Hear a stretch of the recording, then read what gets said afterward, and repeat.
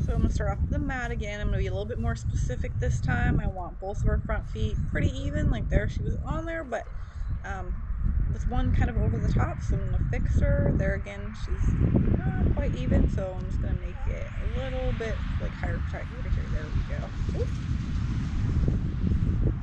So I clicked and she moved off. I should have just had her fed her forward so she brings that right front back up. There we go. So I'm just going to click and feed there. There we go. Now I'm just going to click and feed her for being on the mat. So I'm just going to rapid fire click and feed her. Just for position so that she knows when she's in this position with both front feet somewhat even on the mat that she's going to get reinforced over and over and over again. So I'm going to go ahead and fix those front feet again real quick.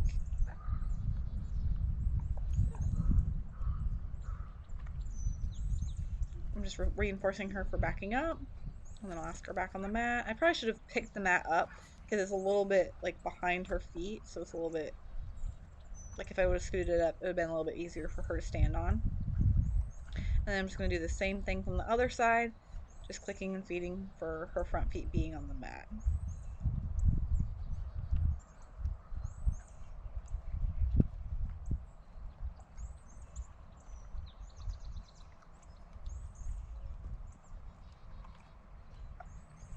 So I'm clicking here and then feeding. And then ask her to back up. Get the other foot off. There we go.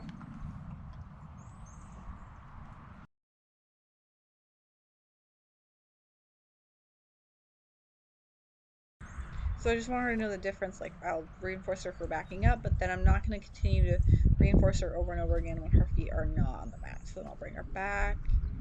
There we go. And then I'll just click and feed here.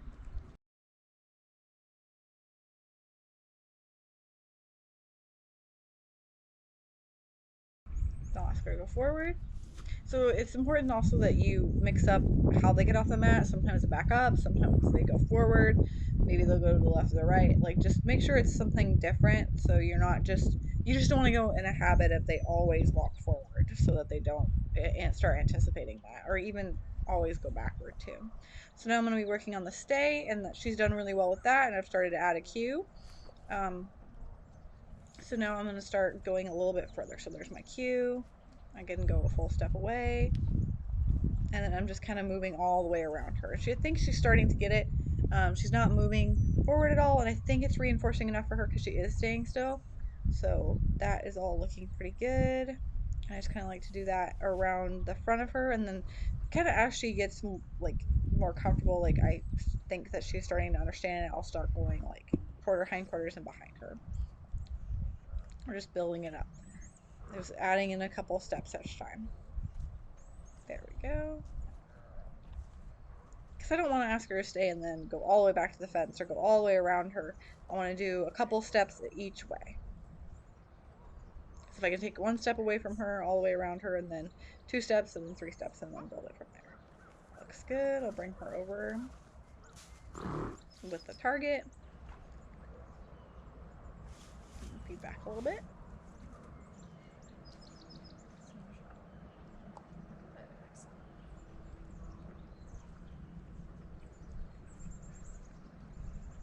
So again, I'm asking for my hand target, just like I did the other day. It's just a little bit harder to see from here. So I'm working on the hand target again. There's my hand target. That looks better. She's starting to get a little bit more.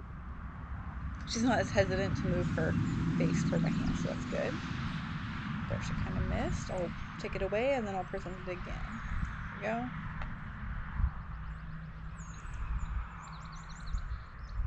Good.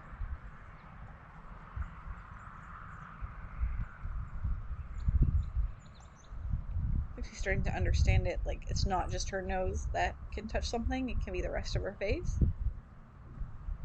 I'm kind of doing it like right, like below and then above her eye. Good.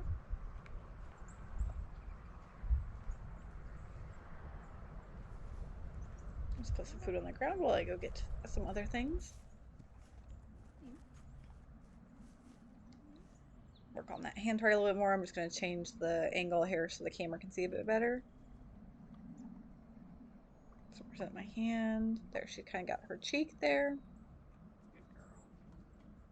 So present my hand just a couple inches away. She's looking away, so I'll take it away. There, click there. And then I'll bring back my hand. So it's the same thing with like a handheld target. You don't want to just keep it out in front of them for them to like kind of learn to ignore. So I just take it away for a second and then represent it. Again. And she's a little confused. She thinks maybe there's food in there.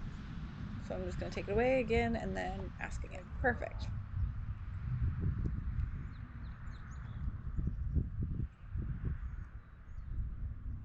Put my hand.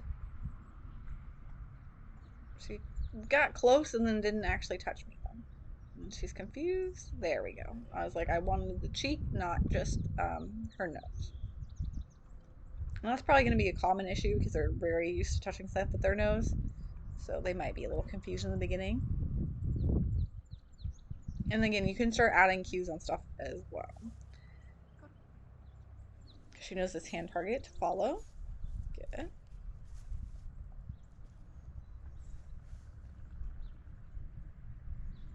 And then just work on a little bit of default there, and then I will give her the end of session 2.